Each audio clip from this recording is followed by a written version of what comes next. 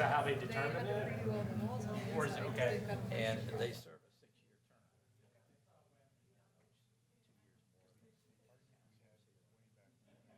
But the park that they dedicated, Peace Park, where we planted the trees, are very nice. I should probably say. Where is that in town? It's south. It's kind of spread out because, like you mentioned, there are different villages within Chicago. It's not in what I would call their central downtown district. That's where they have the festival. The parade got canceled. Did your power go out today? It might have before I got back. What time would that have been? Afternoon.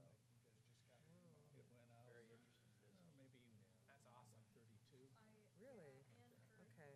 I was at the university at that time. It didn't go out there. Morning, I take it back. It was in the morning? 11:30 in the morning. Okay, I wasn't here yet. Dana didn't say anything. I have no idea why it went out, but it was out for maybe 5 minutes. Really? Yeah, we got one.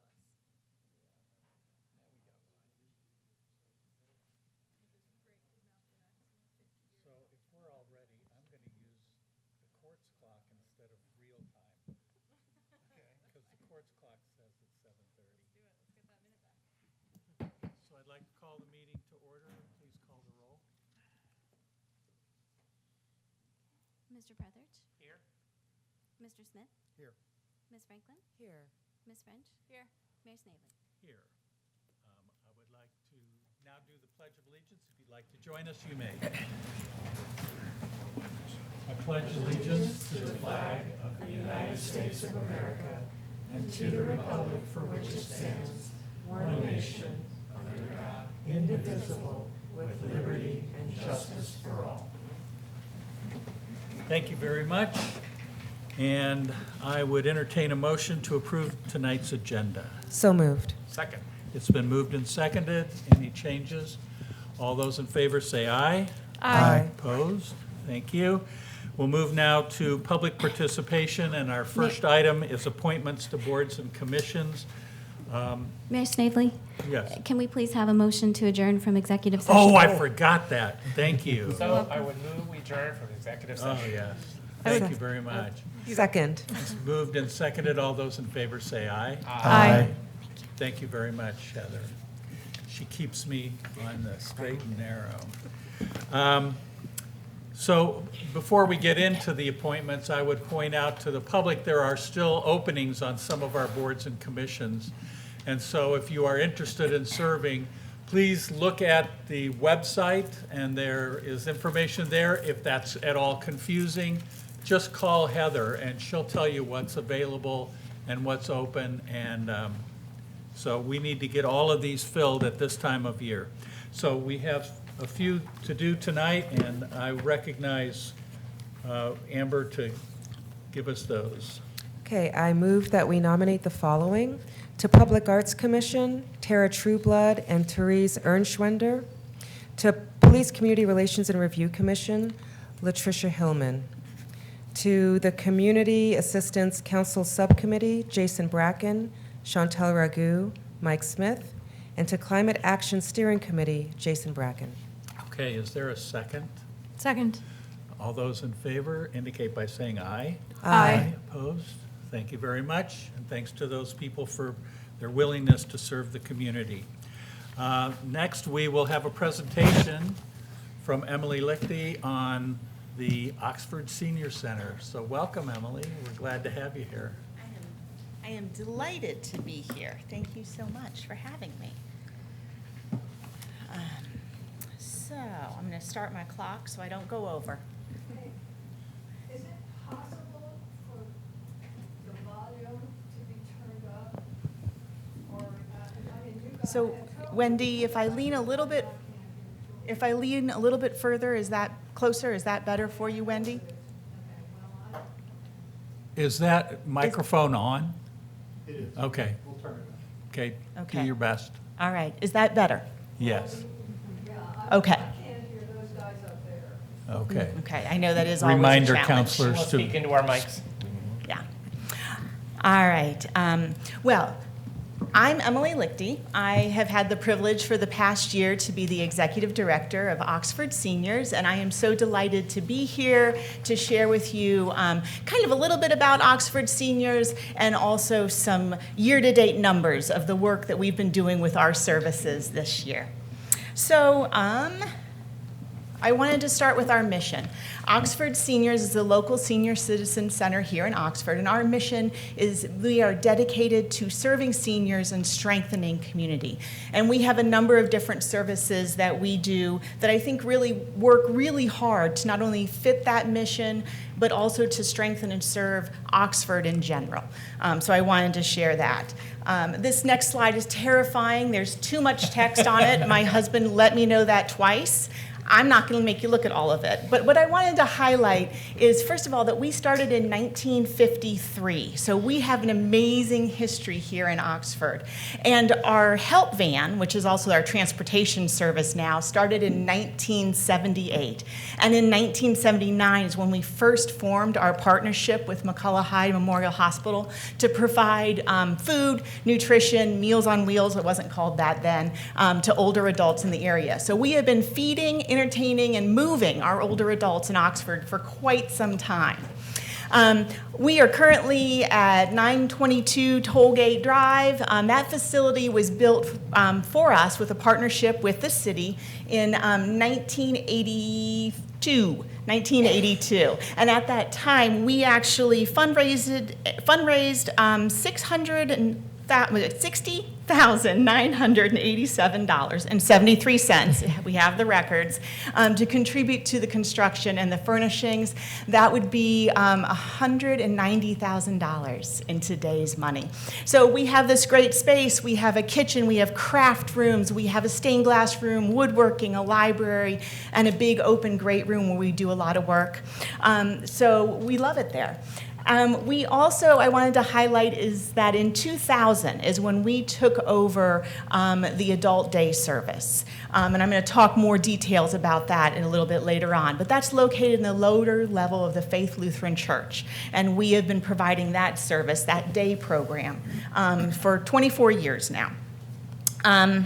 So, to start, we do get some support from the City of Oxford, and I'll highlight which programs the City of Oxford supports for us.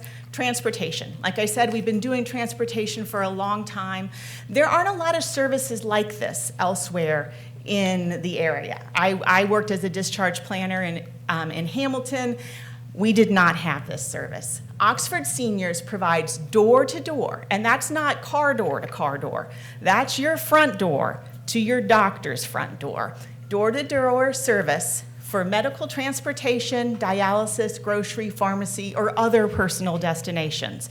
We do it Monday through Friday. We do it between 9 and 3:30. I kind of joke, we'll take you to dialysis, we'll take you to Burrito Loco. We don't care. We'll take you where you need to go. And we serve not just adults 60 or older, but also any adult with a long-term or short-term disability, and we will transport them too. We have a suggested donation of $1.50 one way, but we don't care. If you have nothing in your pocket, that's all right, get in the van. And on Mondays, Wednesdays, and Fridays, we have a dedicated driver for dialysis and other medical appointments. And I want to highlight that because our vehicles, not all of them, but the majority of our vehicles are wheelchair accessible. Our Monday, Wednesday, and Friday van is wheelchair accessible. And that means if someone is sick enough to need regular 3-day-a-week dialysis, hours long in that dialysis chair, we will pick you up at your door, wheel your wheelchair into our vehicle, secure you, safely get you there right on time, get you to dialysis, and get you back home. In other areas, like Hamilton, where they don't have this service, families and caregivers have to choose if they're going to miss work that day or if their loved one is going to go into a facility and get their dialysis that way. And there are not local facilities that provide dialysis. So far in 2024, we have provided over 4,000 rides to 190 people. Just last week, one of my drivers came in.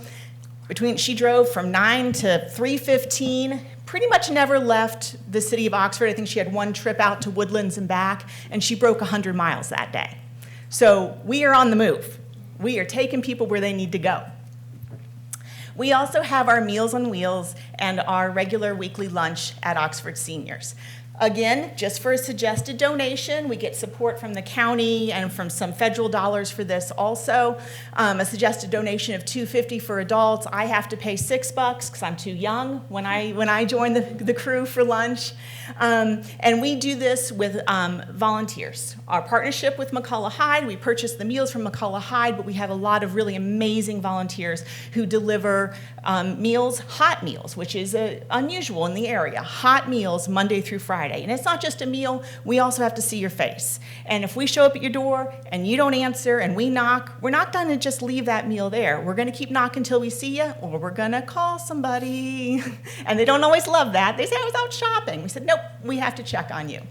So in 2024, almost 6,000 meals delivered to 72 Meals on Wheels clients, and 1,788 lunches have been served at the senior center. So that's open. I usually try to join that meal once a week, and it's a great time for community, for friendship. We do some programs after the meals, and it really can be a social outlet for people. And I also wanted to mention that we are now lucky enough that all of those 72 Meals on Wheels clients who are homebound, which is why they qualify for Meals on Wheels, this Monday, they got an Oxford Free Press with their lunch. Community Adult Day Service. This, I think, is one of the most valuable things that we do and that people don't know about. So we are based, this is in a separate facility. We're in the lower level of the Faith Lutheran Church. We're really lucky that we partner with them. They see it as part of their mission. We provide support and supervision for older adults who have cognitive or physical limitations. So what does that mean? That means that someone who might have dementia can be with us from 9 to 3 and be safe. Someone who is in a wheelchair and can't get about, they can come and be with us and be safe. We help them eat if they need that. We help them toilet if they need that. We do all kinds of programs. We have wonderful partnerships with Miami. Students come in. We do crafts. We do gardening, and a lunch and 2 snacks. So I always like to highlight that because we start at $41 for a half day, and they're private pay options. So if someone in your life needs some respite, maybe has some doctor's appointments coming up or something, we can help with that. Our outreach program, this is also partially supported by the City of Oxford. So this is almost, I'd say it's kind of almost case manager level support. We help people figure out forms. We help people put in applications. We have, with Sabrina Jewell, the only OSHIP certified counselor in Butler County, which means she is specially trained and certified to help people make Medicare, Medicaid, prescription drug plan decisions, retirement decisions. So far in 2024, just general help, 375 clients. For the 23 Medicare open enrollment period, 561 clients. We saved $161,000 with our recommendations. Also, we partner with AARP and provide free tax preparation. This tax season, we completed returns for 187 taxpayers. We also have a number of support groups that are offered throughout, and all of these, you don't have to be a member to take part in any of this. If you keep showing up at our door, we're going to ask you to be a member. We're going to check that you're over 50, and we're going to ask if you can pay us $25 a year, but you don't have to. These support groups are open to anyone in the community that needs support with grief, caregiving, or just general kind of emotional support. We also have our medical lending closet. It's looking super sharp right now. Kiwanis came, put in that sweat equity, and it looks nice. So we loan out everything from walkers to wheelchairs. Sometimes we have unopened packages of Depends, those kind of things. So far this year, 78 items have gone out.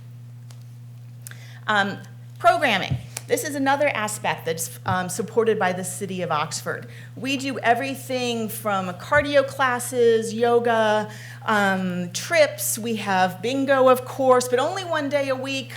We have bowling league, all kinds of things. I always say that Tuesday is kind of my favorite day because we start with yoga, then we go to Bible study, then we have lunch, and then the pool players come in. And all of a sudden, there's rock and roll music, and somebody smells like been smoking in the parking lot. It's really fun. It's really fun. The two I really wanted to highlight here is we have this year had 2 community book discussions. And so those are book discussions that we had at Oxford Seniors, but they were open to the whole community. One was a book named Remember, focusing on memory, how your mind changes as you age, how memories are formed, and kind of like, is this dementia or is this just natural aging? And then we also had a book, Project Unlonely, looking at the loneliness epidemic and what can be done about that. Both of those were led by Jennifer Heston Mullins, who is part of Age Friendly Oxford, who was actually connected with us. And then most recently, we had an amazing event. We were lucky enough to partner with Oxford NAACP and with Enjoy Oxford and their Black History tour guide. And so we had our very first Juneteenth event. And so we were able to load up 3 vans with members, community members, interested people. Amber was there. It was hot, but we did it. And we had a guided tour based on that Enjoy Oxford guide of historical sites, African American historical sites in Oxford. It was really well received, and we're already planning for our next one. And then the thing that I'm excited about coming up, Masters Games. So Masters Games is essentially like the Senior Olympics. It's an Olympic year for us every year. I know it's every 4 years in the rest of the world. This coming September will be our 35th year of the Masters Games. So Masters Games is everything from Yahtzee to pickleball. We're having some new events this year. I'm particularly excited because we're going to be having a baking competition. I am not old enough to be a member or a competitor in the Masters Games, but I do feel like I am old enough to be a judge. I have high hopes for the cake category. So last year, our competitors were 50 to 95. So thank you.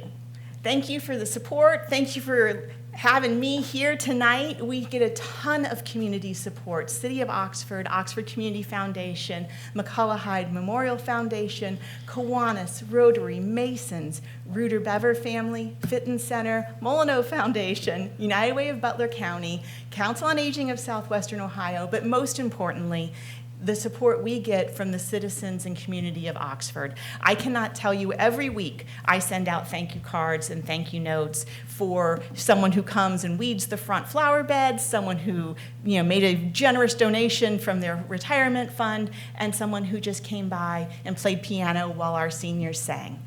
I have shared with you guys some newsletters, our monthly newsletter, and some information there, and I invite all of you, if you got nothing going on a Friday at lunchtime, come to Oxford Seniors. We have an amazing potluck lunch that day. I highly recommend coming the first Friday of the month because there's always fried chicken and birthday cake.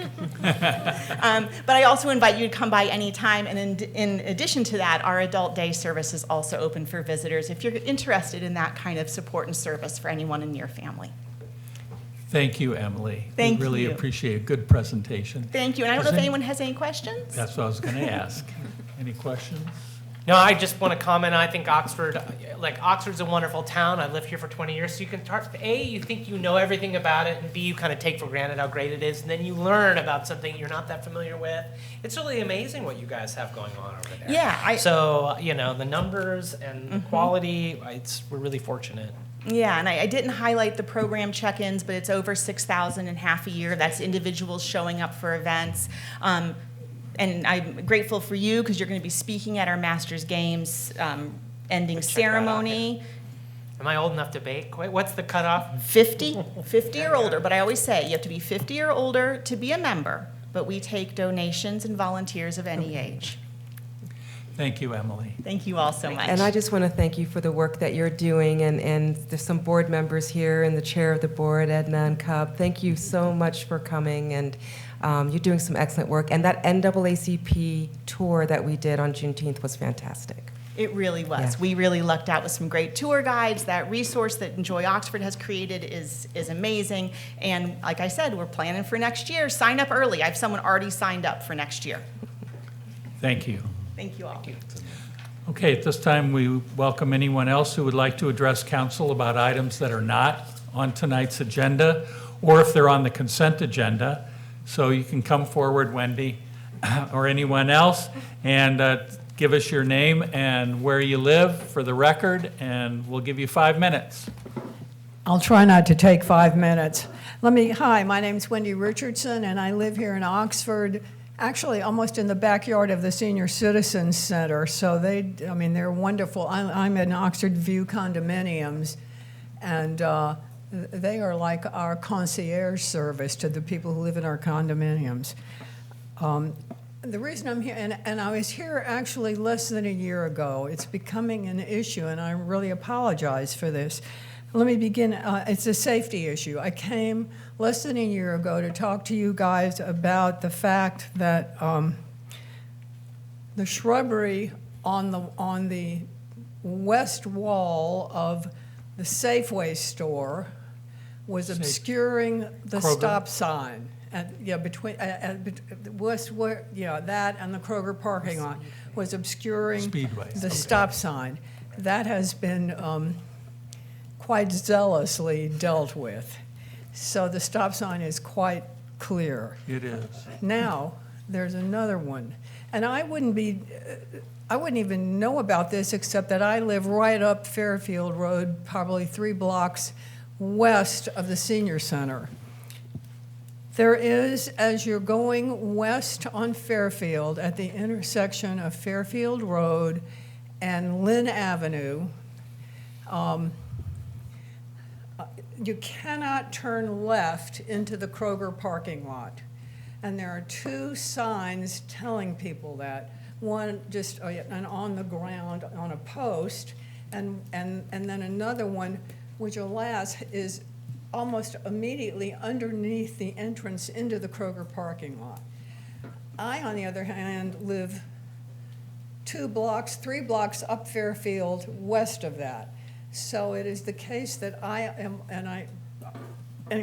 am frequently involved in coming down that street or in the Kroger parking lot, seeing people violating that thing that says you cannot turn left into the Kroger lot. And I have a concern about that because for people who drive, people who are walking, someone is gonna get badly hurt. And as I said, because I travel that piece of road so often, I can tell you it is being violated in the spirit of it. I mean, people are doing it extremely a lot. And I don't have a total solution for that, of course. However, there is what I notice as the example that it seems to me is attention grabbing. If you all are familiar with US 130 that goes over to Hamilton, where whatever. Hamilton West, right. There's a red stop sign that is lighted. The signs for this don't turn left thing are just kind of sitting there. They're white signs with a red arrow. Anyway, that is lighted. The other thing is they also have a sign up down the road as you get down into Hamilton by Skyline Chili that says traffic laws are photo enforced. Now maybe that's not legal, I don't know, but it would certainly cause me to want to behave even when nobody was looking. So I'm concerned. I'm so sorry Thank you. to come here and bother you guys with this because No, you should, and you should feel comfortable doing that. Well, Because we want to hear from the public, and this is an issue that I've heard several times, and I've observed it myself. So when you sit down, I'm going to say something to the city. Okay, well, all right, so it's something that you're familiar with. administration. And thank you, and I mean, Thank you, I'm like Wendy. 900 years old, and I never came to this group until 6 or 8 months ago, and Well, I'm not glad you're really- here. I don't mean to bother you guys. No, it's not a bother. Okay, Thank you. All right, thank you. Bye. As I said to Wendy, I think this is a real issue, and I've seen some near accidents there. I haven't seen an accident there. I don't know if they have them, but we need to do something down there. If we're gonna say no left turn, then we better enforce it, either with an island, lighted signs, something. So will the city please look into it, I think is the question being asked. Hug your neck. Great. Okay, is anyone else here to speak to council? Okay, thank you very much. We'll move then to the consent agenda. Can I have a motion to approve it? So moved. Second. It's been moved and seconded. Are there any items to be removed? Hearing none, all those in favor indicate by saying aye. Aye. Aye, opposed? Okay, consent agenda is approved. We'll move to resolutions. You can read the first one. A resolution authorizing the city manager to sign the economic development agreement with Miami University. Okay, is there a motion to adopt? So moved. Second. It's been moved and seconded. You going to talk about this one, Doug? I am indeed. So in our initial meeting with Miami, we agreed to split the projected 12-year average annual fire EMS deficit at $1.27 million each. When Miami staff brought this concept forward to the Board of Trustees Finance Committee, there was concern about economic development and the future of our tax base, especially with their increasingly remote workforce and the negative impact on our income tax. The City of Miami discussed at length the goals around economic development. Miami proposed using of its $1.27 million, $270,000 for economic development. But this proposal would leave then just $1 million for EMS, fire EMS operations, and $270,000 then for economic development activities. We explained to Miami that we needed all their contribution to go towards fire EMS operations based on our estimates. We also explained that it would probably be confusing to the voters to explain this proposed economic development set aside when going for a fire EMS property tax levy. So city staff then shared with them all of our recent economic development activity and then future activity. And I won't read the list that's included in your council packet, but basically we've invested $1.3 million in economic development, infrastructure, and planning in the past 3 years, and we plan to invest an additional $2 million in the next 2 years. In 2024, the city appropriated just under $239,000 for economic development, staffing, and operations. That's in your budget book. Miami still expressed their desire for us to formalize a partnership to work towards economic growth. As a compromise then, the city recommended a separate agreement to formalize our commitment to economic development and ensure that we maintain a stated level of investment. So you have on the agenda tonight a resolution authorizing the city manager to sign the proposed economic development agreement with Miami University. It's included as Exhibit A. The Miami University Board of Trustees approved the signing of this agreement at their June 28, 2024 meeting. So I recommend adoption of this resolution. I'd be glad to answer any questions you might have. Okay, thank you very much. Is there anyone from the public who would like to address this resolution? Okay, thank you. Councilors, have any questions or discussion? Well, I think that Miami and Oxford have mutual interest in economic development, and I think they're asking for us to contribute, but they're also, I mean, if we look at some of the projects that they've undertaken and have underwritten, they're equally interested in economic development in Oxford. I know College at Elm is going through some kind of growth pains, figure out where that's going to go, but yeah, I think that I think this aligns with the goals we already had. I think Miami wants to see us, kind of put our money on the table too, and I think if this didn't align with our interests, then I would say, whoa. But I think this is the direction we're trying to go, and our It is. comprehensive plan says we should go. And I think we all recognize that we're more dependent on a single employer than is healthy for us. And so diversifying our economy, however we can do it, is something that's in our best interest, so. It is. I pointed out to them that economic development is one of our top goals of council, so it's our stated goal, and it's something we do invest in, actually more than what this calls for, but this will give us a floor to be reminded of, and hope that we can do a lot more with Aspire and Randy and a lot of things that can be done with Seth Kropenbaker, and so there are people who can work on this. Yeah, I guess the final thought for me is that we have a partnership, and sometimes partners, you expect something from your partner. You know, we're expecting the next agenda items, we're looking for partnership with them on fire and EMS, and I think that's fair in a partnership with them. Anyone else? No, I think it's great. We've tried to get them to pay attention for so long. And when we talked about the College at Elm to Jobs Ohio, you know, hand-in-hand economic development was a big selling point. So it's nice to see some rubber meet the road here, so. It is. Yeah, I would agree. And, Seth Kropenbaker is doing an already fantastic job. And it is important. I mean, when I came on a tour here, Uptown Oxford is where you go when you get there too early and you're waiting for your tour to start. So we are really the front door to Miami University.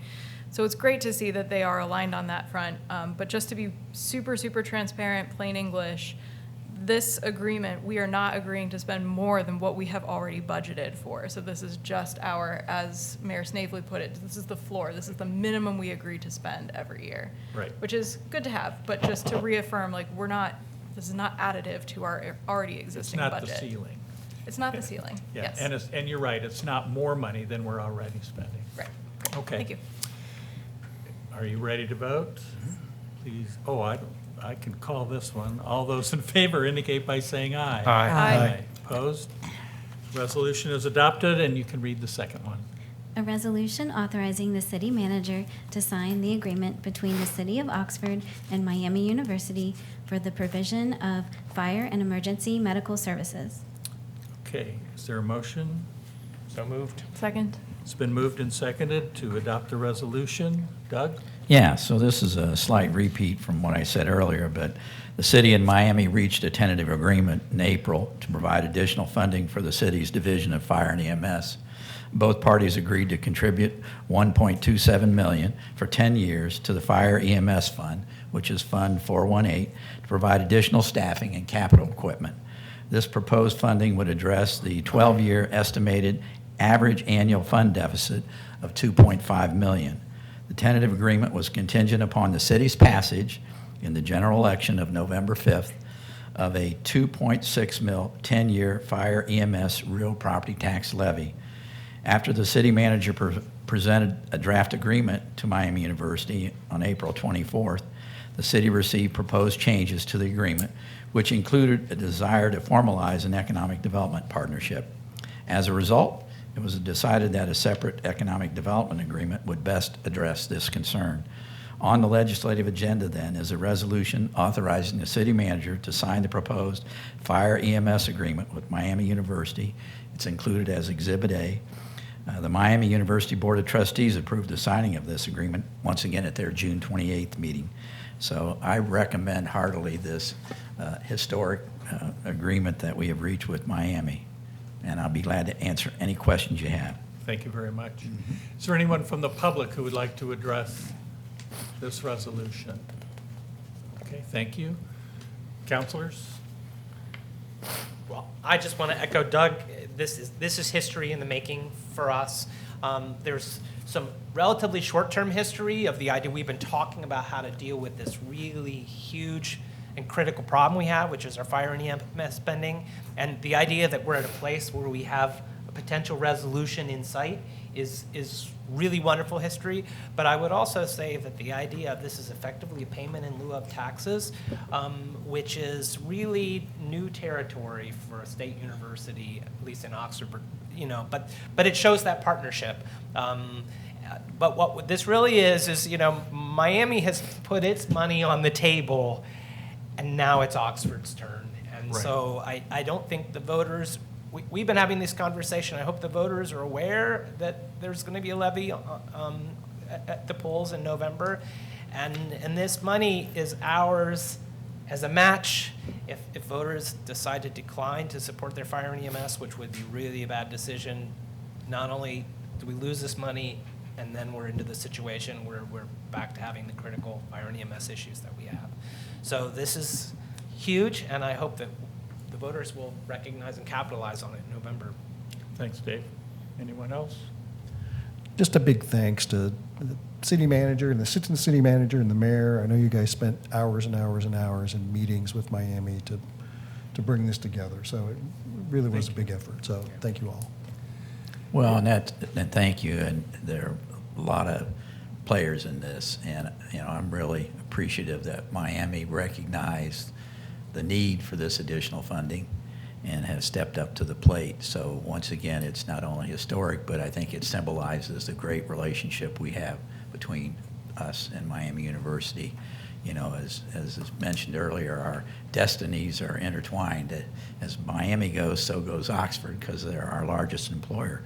But the reverse is also true. As Oxford goes, so goes Miami, because, as Alex mentioned, you know, students come uptown and they, you know, look around and so on and so forth. So I'm very pleased to recommend this, and of course, our work is cut out for us because now we have to sell a levy to the taxpayers. And I might share with you that it hasn't been assigned an issue number yet, but as Mayor Snavely knows, we've approached several of the social service organizations to speak to them about the need for this levy. And, you know, we'll probably reach out also to the senior center to make a pitch to them as well, too. And so, like I said, we have our work cut out for us. You know, I'm very hopeful that the citizens will recognize the need, because if you'll remember, we transferred $400,000 this year from the general fund to the fire EMS fund, which enabled us to proceed with hiring an additional 3 full-time firefighter paramedics, and that brings us up to a total of 12. And so we have plans within the projections to hire another 3 next year, and so on and so forth. And it also includes in there, because if you'll remember, Miami used to contribute 1/3 of the cost of our capital equipment. They will no longer do this according to this agreement. And the reason for that is the capital equipment has been rolled into the deficit estimates, or the need for additional revenue. So, yeah, so thank you. Okay. I'm real excited about it. I want to commend Miami University for coming to the table, and really, you know, beforehand, there was some trepidation what Miami would say, because it was a big ask. And to their credit, they said, yes, that makes sense, and we need to do this together as partners. And so I hope that this is something that voters will appreciate, that Miami has come to the table in a pretty significant way. Yep. Okay. Any further comments or questions? Well, I think this is a good feeling, but we're going to have to talk about what happens if the voters don't choose to support it, because the impacts on our budget are going to cascade beyond fire and EMS. So we won't talk about that tonight, because it's going to pass in November. But the consequences are significant, not just for fire and EMS, they're significant across city operations. Yeah. So It would be catastrophic. catastrophic. Okay, all those in favor of the resolution indicate by saying aye. Aye. Opposed? Resolution is adopted. You can read the third one. A resolution authorizing the city manager to increase the do not exceed contract with Barrett Paving Materials Incorporated to accommodate a request from Habitat for Humanity to install the surface course of asphalt on Fuller Way and Carter Court. Okay, is there a motion to adopt?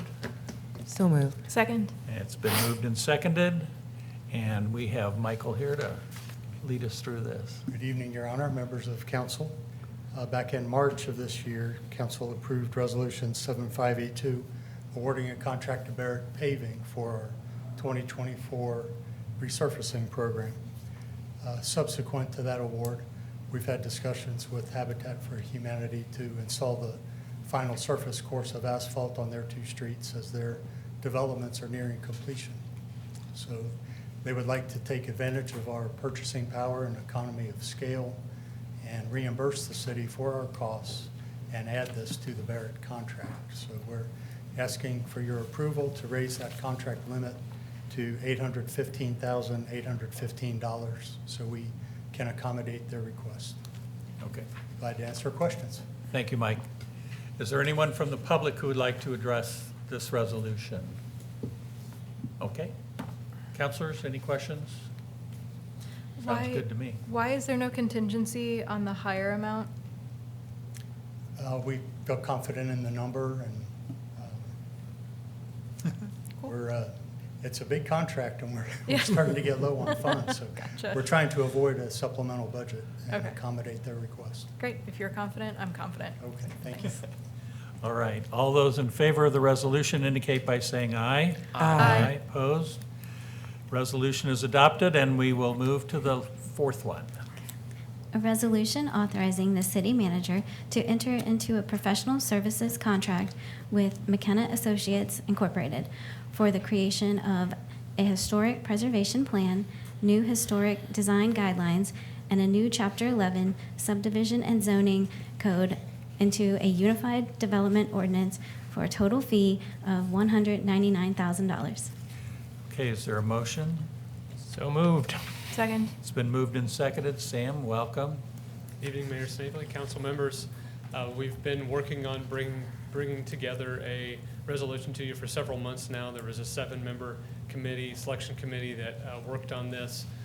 You may recall assigning American Rescue Plan Act funding for both the Economic Development Strategic Plan, which has already been approved on a previous meeting, and for updating development codes. I use the term development codes kind of generally because we're talking about subdivision, zoning, historic preservation, and a first ever historic preservation plan to guide future planning purposes. The goal being to balance economic development with historic preservation, which we've never taken a concerted effort to do both of those things simultaneously.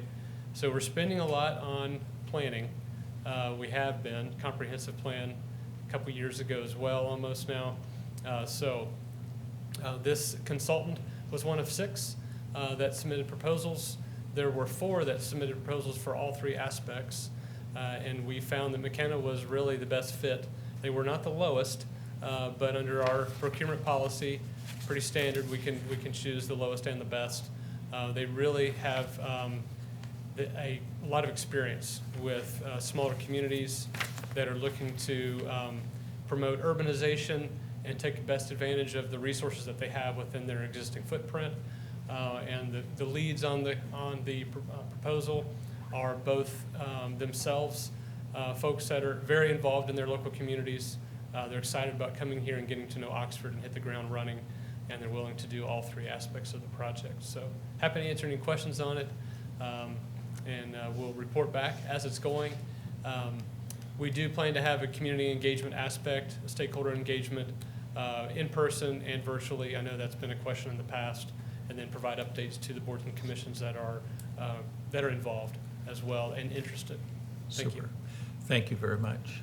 Is there anyone from the public who would like to address this resolution? Okay, thank you. Counselors?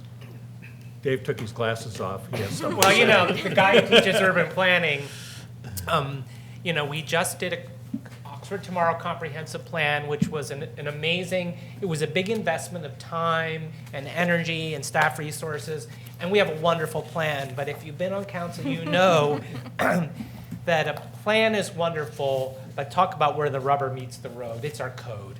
And if our code supports our goals, we will be able to achieve our goals. If we don't have code to support our goals, it's really hard. And this is a big investment. But number one, I would say that we haven't made an investment like this in a long time. We've been doing it. We've been updating our code pretty inexpensively for as long as I've been involved. We basically source it in-house with a little bit of consulting here and there. This is a one-time investment that should get us through. I mean, the last time we did a major code rewrite overhaul was more than 20 years ago. So I'm assuming if we do a good job with this, this code might last us for almost that long. And also, I think what we're paying for here is quality. You know, looking at the outcomes, and you know, the town that I think they're a Michigan company, and they did all the codes for Holland, Michigan. You know, towns that are like Oxford that are nailing it. And so it's like, if we can get a little bit of that, again, so that our goals translate in, you know, whether it's housing, sustainability, the environment, transportation. It's going to be a big job, but I feel confident that this is an investment in expertise that's going to help us get where we want to go. Thank you, Dave. Is there anyone else who has questions or comments? I was going to say, serving on the Historic and Architecture Preservation Commission as the council representative, the number of times in the 3 years I've been on it that we said we really need historic design guidelines or we really need a plan has been a lot. So it's great that it's happening.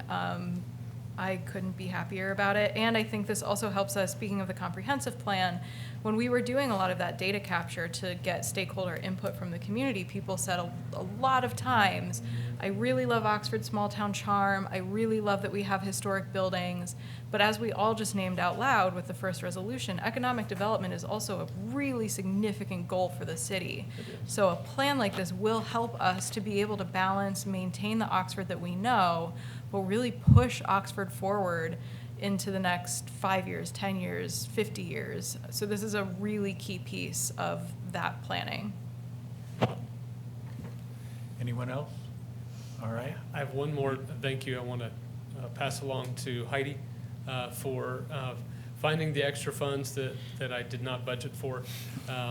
There was funding through the interest for the bearing account for American Rescue Plan that we were struggling to find, and so that enables us to do the project together rather than trying to do a supplemental or stage it for a later calendar year. So appreciate that, Heidi.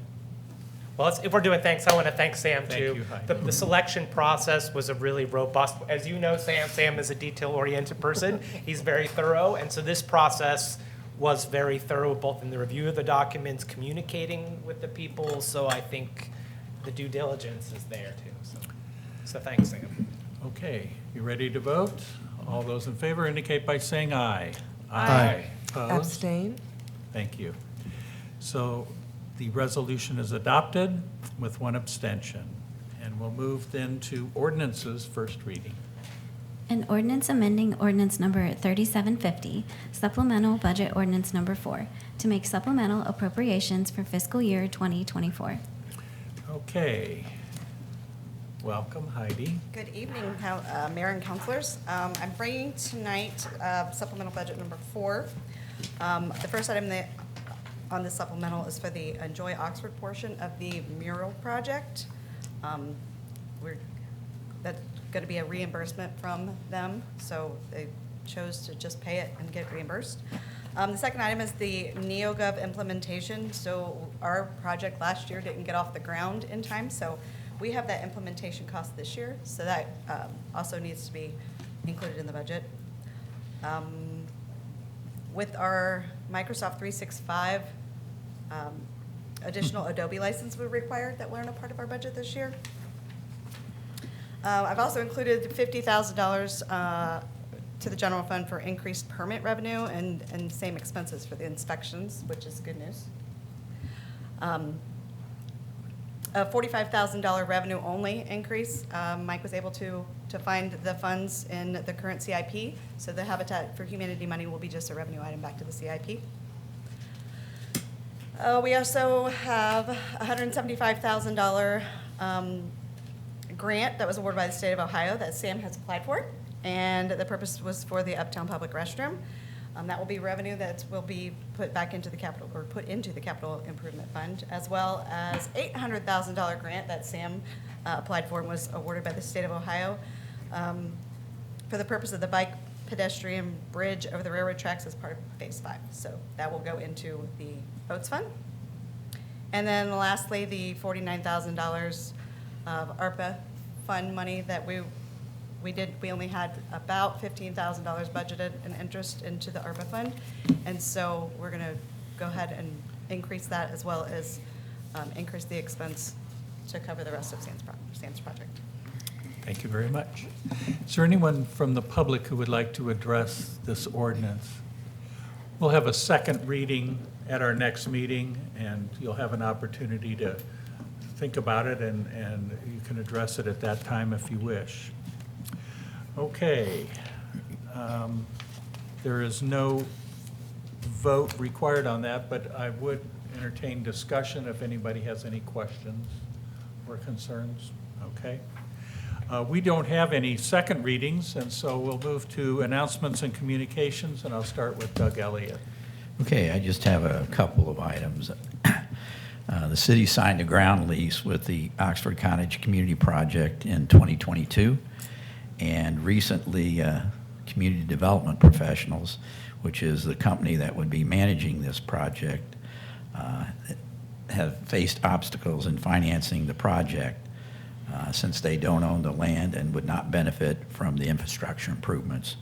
So to move this project forward, we're looking into and we'll propose to City Council that we sell the land to CDB, Community Development Professionals, I think it's easier to say than CDP, for a minimal fee with deed restrictions that the units will be rented to those with average monthly income of 80% in perpetuity. And also, the city will have the right of first refusal to repurchase the land at the same price it was sold if they ever choose to sell the land. So a purchase agreement with these provisions will be drafted for council consideration. In fact, I think Sam has scheduled a telephone call tomorrow to talk about some of the other things that we want to include in this. But the main thing is we started out wanting to maintain control of the land, but we want to see this project move forward. And I think with the agreement that we'll bring forward, you'll be satisfied with the items that we're going to include in it. So I just wanted to give you that quick update. We want to move this project forward as quickly as possible. The last item is just an update. I happened to look at the Department of Commerce Cannabis Control Division, and they have issued provisional licenses for both of the medical marijuana dispensaries here in Oxford, but they cannot begin selling non-medical marijuana until they get their certificate of operation. So they have to prove that they meet the security measures and other measures to the satisfaction of the Division of Cannabis Control. And once they get that, then they'll be able to begin selling medical marijuana. And that's all I have. Thank you. Okay, thank you. Mike? Or excuse me, they'll be able to sell recreational marijuana. Good evening again, just two items. Kerr Road reopened today, so our culvert work is complete. I wanted to thank members of our Streets and Maintenance Division taking advantage of the closure. They removed several hazard trees that were leaning over the roadway and into the creek. Did a lot of erosion stabilization in the creek. Got some new guardrail up, and the water department also did some main repair in the area while the road was closed. So we're happy to get that reopened. Thanks again to our city engineer. He received a $147,000 grant from Public Works Commission, and we also worked with Heidi and withdrew $112,000 from the Butler County Commissioners from the Motor Vehicle Permissive Tax Fund. So those $5 fees that you pay for your license plates were put to good use and helped to pay for Kerr Road improvements. Also, item 2, at the last council meeting, Mark Boardman spoke to you all about a concern with a lack of disabled parking for Phase 3 at the Oats Trail for their new boardwalk area. So I met with Mark and Randy Evans, and we had a very productive meeting. They've talked about extending the boardwalk closer to Bonham Road, where we would partner with them, do something in conjunction with our dog park, and have some type of hopefully porous pavement in some fashion for someone in a wheelchair to have access to the boardwalk. So we are working cooperatively and feel good about that. So Thank you, just wanted- Mike. I appreciate you working with them. All right, thank you. All right. Jeff?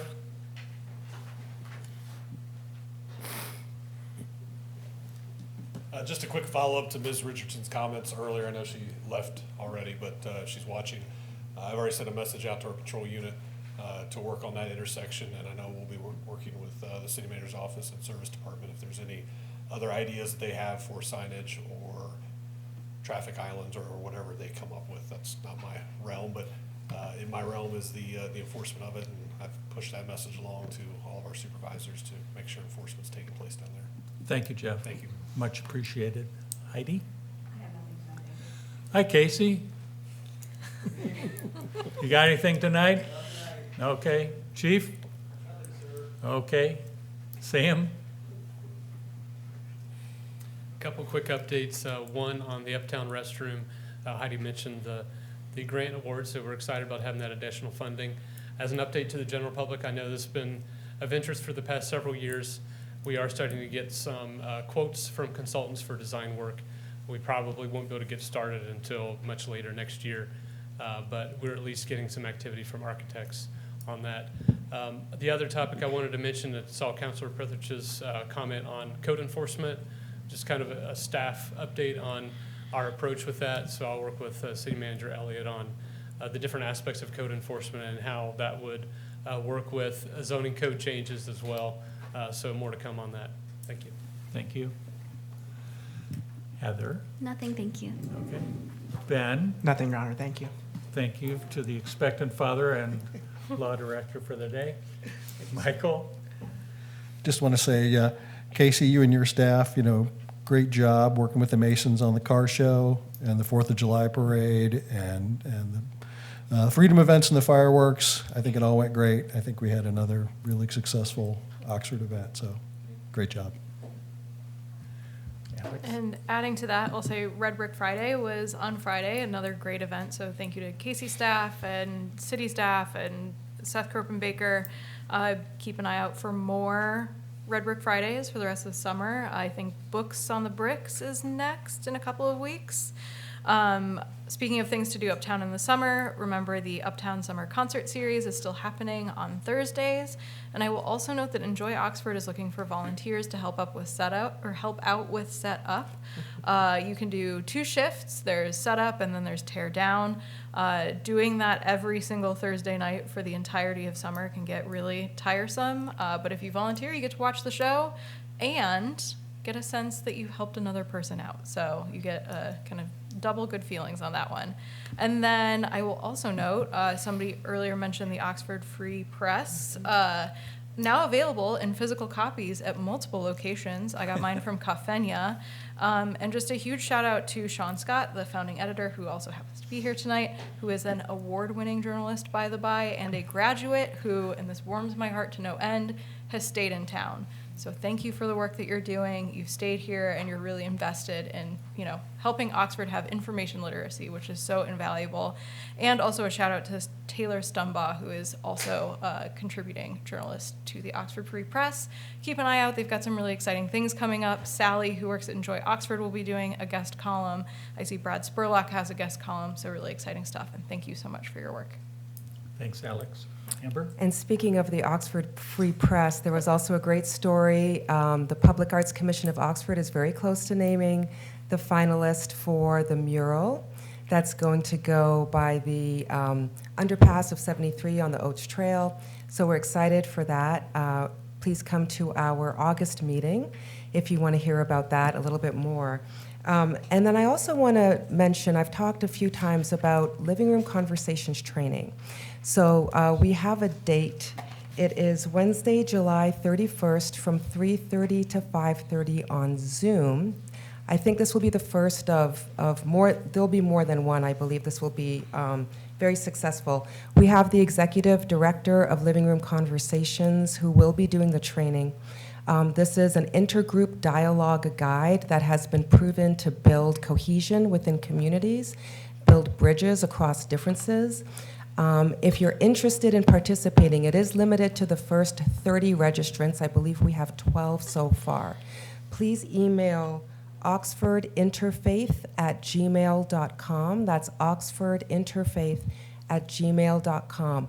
Wherever you fall along the ideological spectrum, this is something that's for everyone. And so you will be learning about dialogic principles. You will be trained to help lead intergroup conversations on a variety of topics, some of them controversial. The theme for the one that we'll be doing during the training is conversations in troubled times. And I believe we can all agree that we are living in troubled times, given the recent assassination attempt of former President Trump and all of the polarization that we've experienced for many years now. So I'm excited about it.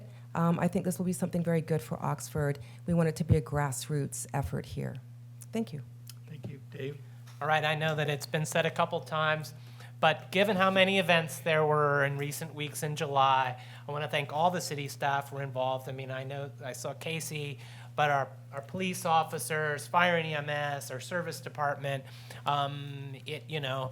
while most of us are enjoying an event, or some people are just at home, city staff have to put in long evening hours to do these events that we want to enjoy as a community. So it's, to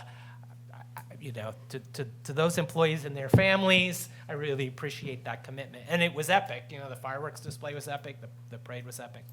I just wanted to refer to a couple different things because council's involved in emails, but from conversations with the public, I have requested 2 agenda items. One is talk about the code enforcement. As we're talking about, I'm a person who likes to think about how we create code, but the idea of how we can effectively administer and enforce it. I mean, I think some of us can look at examples around town of historic properties and wondering where's the order. And I think there are complications that related to staffing, and I look forward to conversation about what those issues are, so hopefully we can resolve them. And I don't know about you, but I just officially concluded that our current deer management is not managing the deer. And I think we've crossed the threshold where something else needs to be done. I know that I've been hearing from other people I know on my own property. We just have a deer management problem, and as Ann Webster noted to me, who just came back from living in the East Coast and had Lyme disease like 9 times.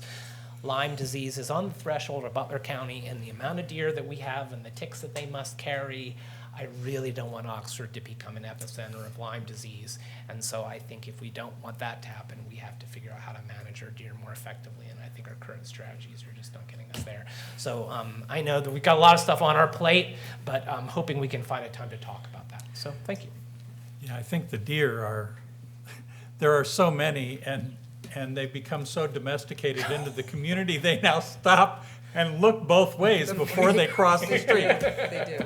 There are some other people in town we should maybe take lessons from the deer, but that's, there are way too many, way too many.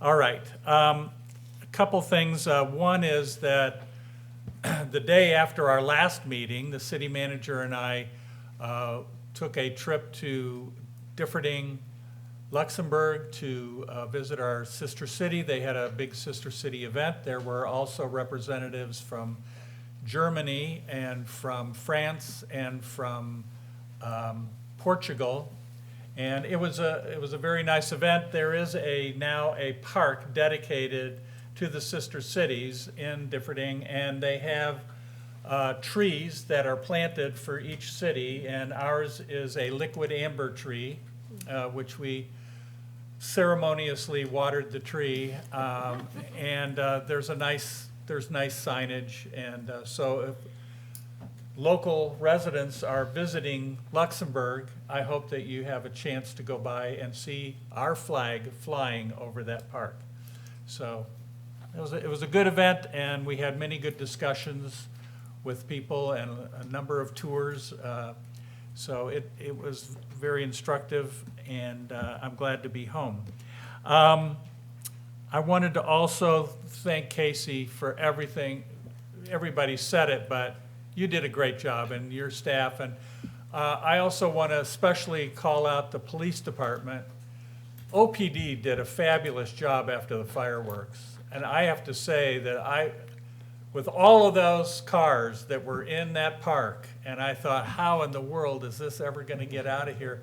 It was smooth. And boy, they had it down and had it organized. And I just, commendation to everybody on the police force who was part of the planning and execution. I think you did a really good job. The fireworks were great. I found the perfect spot. And it was really quite nice.